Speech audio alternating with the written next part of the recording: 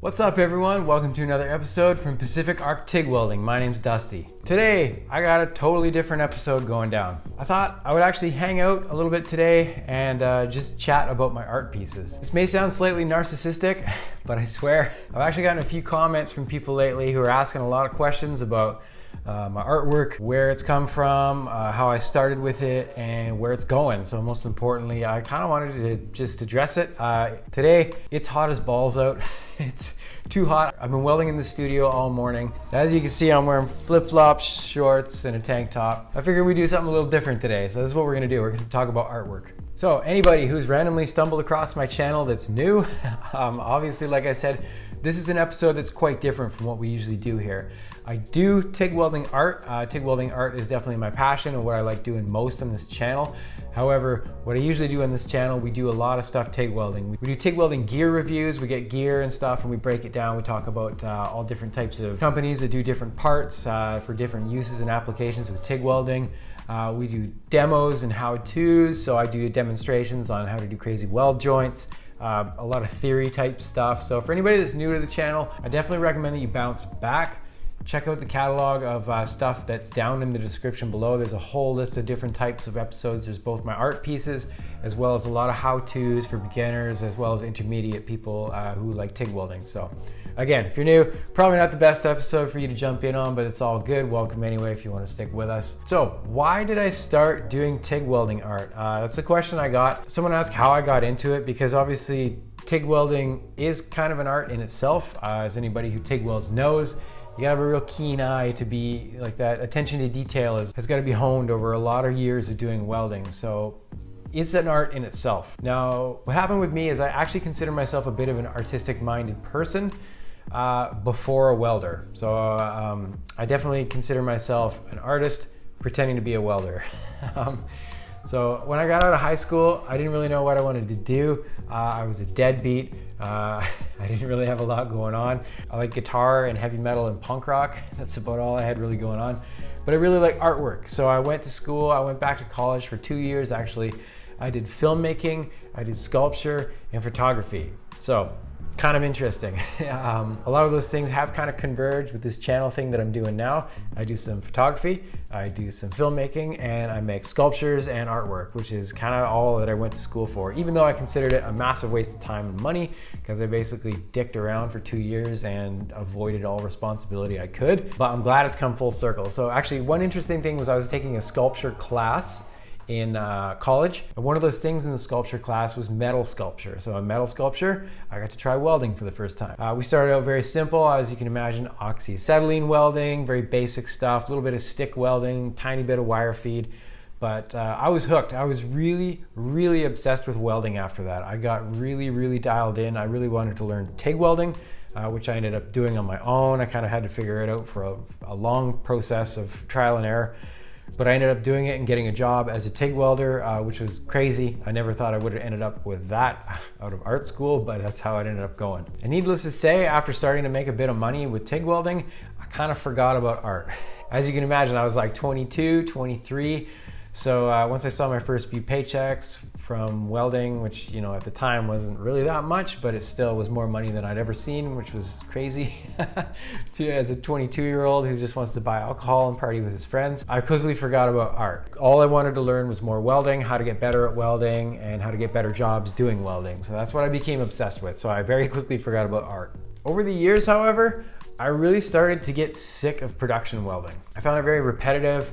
I was doing very nice welding and I was working in a great shop. The shop that I was learning in is just an amazing shop. However, it's very repetitive. It was just like the same type of welding over and over and over. I was welding soccer goals for a while. I was like, I don't even know how many soccer goals I've made over the years. Like thousands and thousands of soccer goals. It's like, that's how I got good at aluminum TIG welding. I did that job thousands and thousands of times. And yeah, so it was a ton of practice. So I got really into welding at a high level, or at least what I consider a high level, where I was practicing a lot. And then over time, like I said, I started to get sick of it. It was super monotonous, it was really boring. And I started to get this itch to do some welding art. I'd seen a little bit of welding art on YouTube. YouTube was just starting at the time. Man, that was a long time ago, I feel old. But yeah, anyway, so I started to get the itch to give it a try, and I started making some kind of dinky little projects on my coffee breaks and stuff, and all the guys I would work with would make fun of me ruthlessly, but I didn't really care. I was just having a good time, and it was actually making me better at TIG welding, which is kind of interesting. The more I kind of dicked around with welding art, it was really, really difficult. So I found myself getting a lot better with TIG welding, and that's something I definitely challenge a lot of people, is find a way to make welding more difficult again. If you're at a point where you're starting to get comfortable, you're getting a little bit too much swagger, a little too much attitude. I definitely catch some people feeling a little bit too good, maybe talking trash on someone else they see welding online. I definitely encourage not to do that. I encourage always to be in a state of growth. So with welding, it's pretty easy to do that, because it's pretty easy, especially with TIG welding, to make it difficult for yourself again. Challenge yourself with some different setups. I even learned to weld. I'm actually left-handed. I started learning left-handed. I actually challenged myself to learn right-handed because it just humbles you, man. It's like all of a sudden you got to learn all over again. And yeah, you start to get better and better at TIG welding. And that's kind of how I up my game. So I definitely encourage people to do that. But anyway, I'm getting off topic. So I found myself getting more and more of a keen eye for TIG welding as I was starting to do more and more art, which in turn got me more motivated on welding, which in turn got me more motivated to do welding art. And eventually, after tinkering with it enough coffee breaks in a row, and I was starting to fill up the scrap bin with random projects I was making, I decided to really give it a go. I did a few pieces on my own. I'll show some pictures on the screen right now. This is like a crystal alien looking thing. I did this. This was like one of the first ones where I actually decided I wanted to give this a go. I didn't know how I was going to do it yet, so this was like completely on my own, just for fun. And in the meantime, as I was kind of doing this stage of building my art projects, I got the idea to start the YouTube channel. There was a couple projects. There was that one. There's the crystal like alien looking thing. And then the main thing that really kicked off the idea for my YouTube channel was this one. This is an alien I made from the movie Alien. More specifically, if you're a huge Alien fan, this is the alien from the third Alien movie. But again, that's a deep cut for Alien fans. Anyway, I made this little dude, and I was super, super stoked on it. I put it on Facebook, and people were tripping out, and really enjoyed what I'd done. Wanted to see how I did it, and then I got the idea. I was like, well, shoot, I should probably start a YouTube channel, and that's how this whole thing kind of started. I wanted to do the YouTube channel specifically for art, and then I actually found out that I did a couple tutorials just for the heck of it, and a lot of people really enjoyed the tutorials. So now I have two different things that I kind of draw from on my channel, and both things I'm really passionate about. I'm really passionate about helping people and teaching them how to learn TIG welding, because it's a lot of fun, as well as doing stuff specifically for myself, which is making artwork. So basically now what I'm doing in the stage, so somebody asked, where is my art welding gonna take me, basically? So this is a tough one, because obviously, as you know, whether you call yourself an artist or not, I don't know if I do. I'm just a dude who likes making stuff. It's tough to tell where it's gonna end up, but what I'm basically deciding is I've really kind of found two niches of the metal art welding that I'm really enjoying. I'm really enjoying making sculpture, 3D sculptures. So I made these little pyramid things. These were really, really fun to make. It's kind of like working in 3 dimensions, obviously, so it's not working on a flat surface. I get to build something up and then use the 3D surfaces as a canvas itself. So here's another one. This is a little diamond shape I made out of different triangles. So you build something in 3 dimensions, and then on each dimension of that 3-dimensional shape, or each plane of that 3-dimensional shape, you get to do more artwork on it. So that was like kind of fun to challenge myself to think of different shapes I could make. And aluminum TIG welding, obviously when you weld it and you polish it up, it looks like freaking like diamonds. It looks so nice when you polish it all up. They look really, really good under cool lights. So I started to make several of those. That was a lot of fun. So that's definitely one niche of what I'm really, really motivated to learn more about. Again, it's like really challenging yourself to make an interesting shape. Get the proper fit up, so you have to fabricate it too. So you're really drawing from a couple different skill sets, if you want to call it that. But yeah, I definitely look forward to doing more 3D sculpture. That first piece that I was talking about with this crystal alien thing, that was on a piece of driftwood. I really like, obviously what you see here has been combined with wood. So I'm really liking that kind of like you can make metal and wood look pretty good together. So I'm really excited to see what I can do with that in the future. And the other niche that I've really gotten into, again, it's definitely heading in the direction of metal and wood, kind of converging with these projects, because I just really like working with wood. It's kind of fun to like stain stuff up, and you can like kind of beat it up and make it look old, which is cool. Lots of stains on an option. And I've even got some really cool ideas of making like crazy backdrops with stainless welding pieces on it. So stay tuned. I got some cool ideas coming definitely down the pipe that should probably be here in the next few months. Obviously each idea I have, I need to practice it a bunch before I can physically do it on my YouTube channel. So yeah, just see what I got coming, because I got more ideas for sure. But I really like the two-dimensional, like kind of, I call them paintings, because they kind of are. It's like an experiment of using a skill, TIG welding on a two-dimensional surface.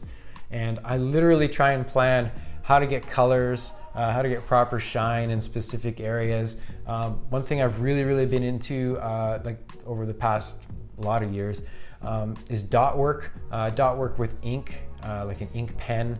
Dot work is really, it's a very tough skill to learn. There's a lot of artists that do like crazy work using just dots or pixels. This is super fascinating to me, and that's kind of where I started to get my idea, and how I kind of wanted to be a little bit different than some of the TIG welding artists out there. Obviously everybody knows there's a lot of TIG welding artists who are super talented. Shout out to Dabs Wellington, I love that dude. What's up, Dabs? Mattia Bros from Italy, that guy is awesome. So I want to hang with those guys because they're so good, it's intimidating, but I gotta try and be a little bit different a little bit at the same time. So doing stuff with the dot work has really been something I am chasing down with a voracious appetite. I really want to learn more of that. It's kind of something that I haven't really seen a lot of before I started doing this TIG welding stuff. So I really kind of wanted to make that a little bit more of my signature look. So yeah, obviously I want to work with more colors. I'm incorporating spray paint and like graffiti paint now, which is cool. This newest piece I just did. First time doing that with, I've done a little bit of graffiti and stuff in the past, but actually I've got a whole pile of, you can't see it, but it's behind the camera there, a whole pile of graffiti cans and new paint and stuff I've been practicing all kinds of cool stuff with. So I'm getting some ideas for more stencil ideas and things to basically just work with negative space on a two-dimensional surface. So I'm looking forward to seeing what I can do with a two-dimensional surface and challenging myself to make it blend with wood as well. That's been a lot of fun to think about lately. So last but not least, probably the most frequent question I get asked about my artwork is, hey, can I buy this? So yeah, my plans are, I don't know how I'm gonna do it, but I do want to sell original pieces like this. I don't know if I'm gonna sell these ones specifically, but I'm gonna be trying to get an idea together to do an online store. I do want to sell original pieces. So whether those original pieces are one-off, there's only one on the planet ever that I'm ever going to make, and then I'll sell it.